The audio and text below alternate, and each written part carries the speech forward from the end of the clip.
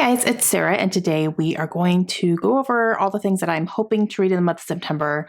I'm being a little ambitious, but I'm very much in a reading mood right now, and I just have a feeling that September is going to be a really good reading month for me. So first, and hopefully, big fingers crossed, I can actually read all of my 5-star predictions in the month of September. The reason I want to do this is because October is going to be kind of a heavy travel month for me. I'm traveling right in the middle of the month up until like the 27th, I think is the day that I get home like for good from traveling. I have a couple back-to-back things happening. And this is going to be a follow-up for the 31st. So I don't want to wait too long and not be able to, film and get all that stuff going. So I'm going to try to read these in September. Hopefully, I'm really going to try to start out with these and see if I can do that. So these 3. So what are my 5-star predictions? I just posted those recently, but Butcher and Blackbird by Brynne Weaver, which is actually part of a series. So series September, this can fall into that. I have Fall and Rise, the story of 9/11 by Mitchell Zukoff. This is a nonfiction about 9/11. I try to read one every year, so this is going to be the one that I read this year. And then I have Worst Case Scenario by TJ Newman, which I can probably read in one sitting, to be honest. Okay, I am also reading The Wedding People. This is by Alison Eshba. Now, this is for a book club. I joined an online book club that was started by one of my sorority sisters, and there's a group of us who joined recently. So it was just kind of like a cool surprise invitation. I was like, yeah, I'm in. So this is the book for September, and hopefully I can make it to the meeting. It hasn't been scheduled quite yet, but I did go ahead and start it. I started it on our BookTube Besties reading retreat. I'm going a little bit slow for me right now, but that's just because I'm trying to get into it. But I do like the writing so far for sure. And there has already been stuff happening that I wasn't expecting. I didn't know a whole lot about this going in.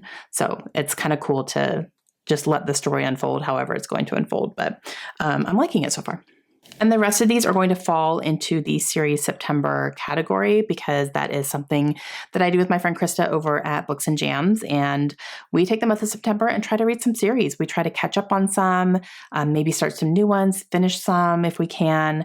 And I'm going to be trying to focus on that a little bit here too. So first up is House on the Cerulean Sea by TJ Klune. Now, I've already read this, but I'm rereading it because the sequel comes out September 10th, and I want to read that with every fiber of my being.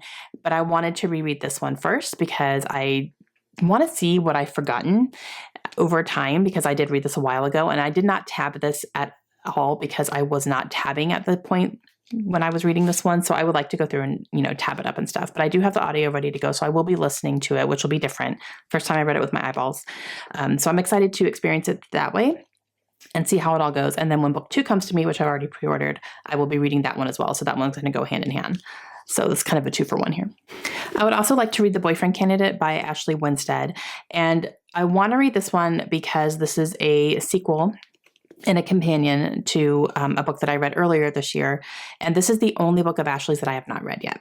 So reading this one will have me complete her books so far.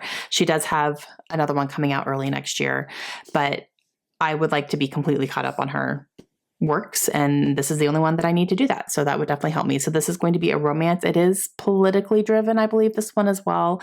But I have heard, so the first book was called Fool Me Once, and I didn't love that one because of all the politics in it. I've heard that this one is better, even though there is still the politics, but I've heard that this is just better in general. So I'm hoping that's the case because the first one was only a 3-star for me. So we'll see, but definitely want to read it because it's Ashley Winstead, and I want to read it all. And then another author where I only have this book to read, and then I have read everything that she has written. That's Sarah J. Maas. So I pulled Catwoman, which is part of the DC Icon series. Now that is consisting of 4 books, and they are following 4 superheroes as teenagers. Kind of not really origin stories, but teenagers, and doing some stuff there. So this one is obviously following Selena. And yeah, so we'll see. But I'm really interested to see how Sarah will take an already established character and write a story out of it, because I love her books that she has created herself. But this is something completely different where she did not create Selena. So I'm interested to see where she takes this. And then I have read 2 of those. I read Wonder Woman and Batman. And then I'm going to read this one. And then I would have Superman to read, which I don't own anymore. That one did not survive my purge. But I would probably get that from the library and like have that be something that I end up completing. But this is the only one I actually kept on my shelves.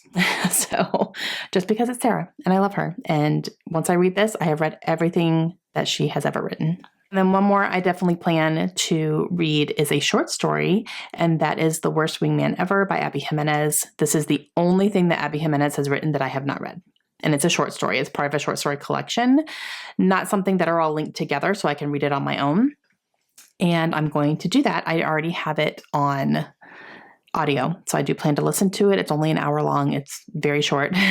So I'll definitely knock that out, just in one go for sure.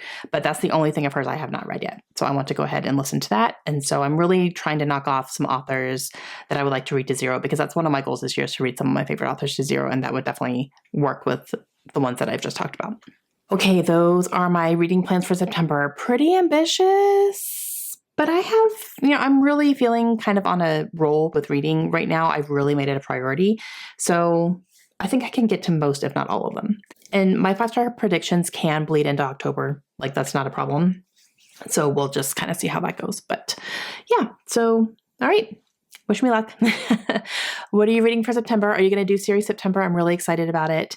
And I hope you guys are too. And I will see you guys again soon. Hope you have a great day. Bye.